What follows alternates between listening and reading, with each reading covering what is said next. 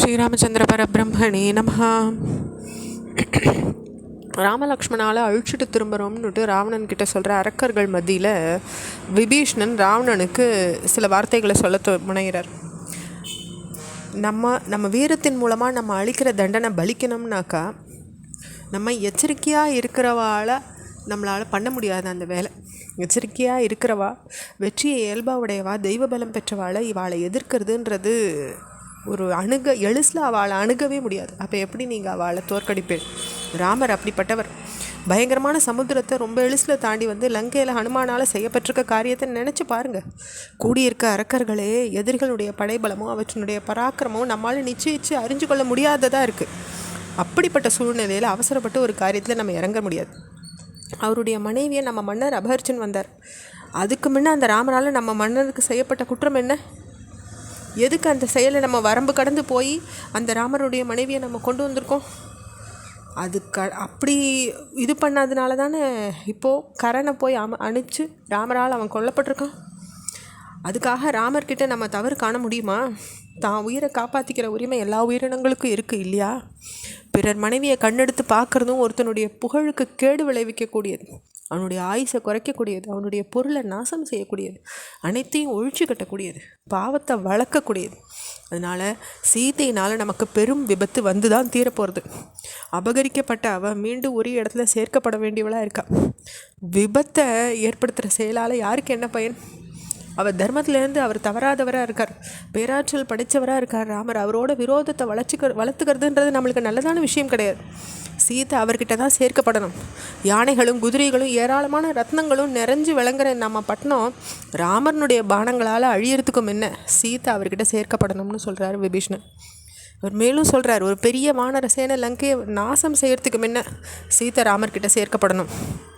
அரக்கர் குலத்தின் நன்மைக்காக சீதை ராமர்கிட்ட சேர்க்கப்படணும். இல்லாட்டாக்கா லங்கை நாசமாகும், அரக்கர்கள் அழிஞ்சிடுவாங்க. சகோதர பாசத்தினால தூண்டப்பட்டு நான் உங்ககிட்ட மன்றாடி கேட்டுக்கிறேன், என்னுடைய வேண்டுகோளை ஏற்றுக்கோங்க. உங்களை அழிச்சிடுறதுக்காக ராமர் அம்பு மழை பொழியறதுக்காக காத்துட்டுருக்கார். சீதை அவர்கிட்ட அதுக்கு முன்ன சேர்க்கப்படட்டும். கோபத்தை விட்டுடுங்க, மனசில் சாந்தியை வளர்த்துக்கோங்க, அறநெறியை கடைப்பிடிங்க, எல்லாருக்கும் நல்லதையே செய்யுங்க, நம்ம மக்களோட சுற்றத்தாரோடையும் நம்ம வாழ வழி பண்ணுங்க.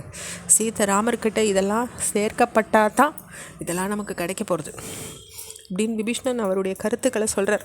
அப்போ பதிலேதும் சொல்லாமல் ராவணன் எல்லாருக்கும் விடை கொடுத்து அனுப்பிட்டு தன்னுடைய மாளிகைக்கு போய் சேர்றார்.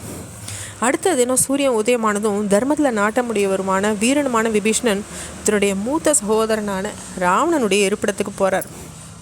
மலை சிகரத்தை ஒத்ததும் நன்னா அமைக்கப்பட்ட சுற்றுச்சுவர்களை கொண்டதும் யானைகளின் பெருமூச்சு கலந்தவருமான காற்று கொண்டவரும் மகிழ்வுற்ற பெண்கள் நிரம்பினதுமான அந்த இடத்துல, ராஜவீதிகள் உடையதான இடத்துல, தங்கத்தினால் செய்யப்பட்ட கதவுகளோட இடத்துல, ரத்ன குவியல்கள் அலங்கரிக்கப்பட்ட இடத்துல, அரக்கர்களால் நாலா திசைகளையும் பாதுகாக்கப்பட்டதான அந்த இடத்த போய் சேர்றார்.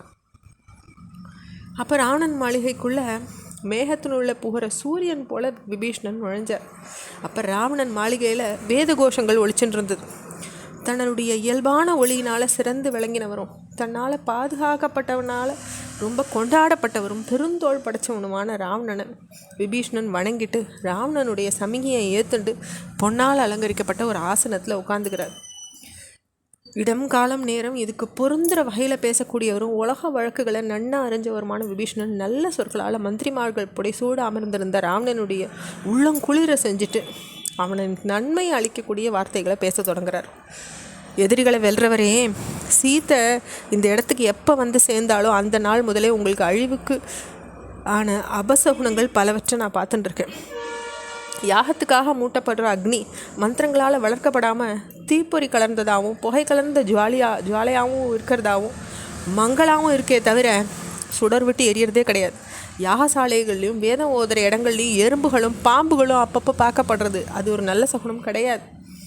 பசுக்கள் கிட்ட பால் வற்றி போயிட்டுது, யானைகள் சோர்ந்திருக்கு, குதிரைகள் உணவு சரியாக உட்கொள்றது கிடையாது, ஒட்டகங்கள் முடி உதிர்ந்தவாறே இருக்குது. தவிர சிகிச்சைகள் செஞ்சால் கூட அவை கண்ணீர் வடிச்சுட்டே இருக்குது. இன்னும் பல அபசகுணங்களை பற்றி சொல்கிறார் விபீஷ்ணன். அவருடைய வார்த்தை மேலும் தொடர்றது நம்ம அடுத்த பகுதியில் பார்க்கலாம். ஸ்ரீராமச்சந்திர பரபிரம்மணே நமஹ.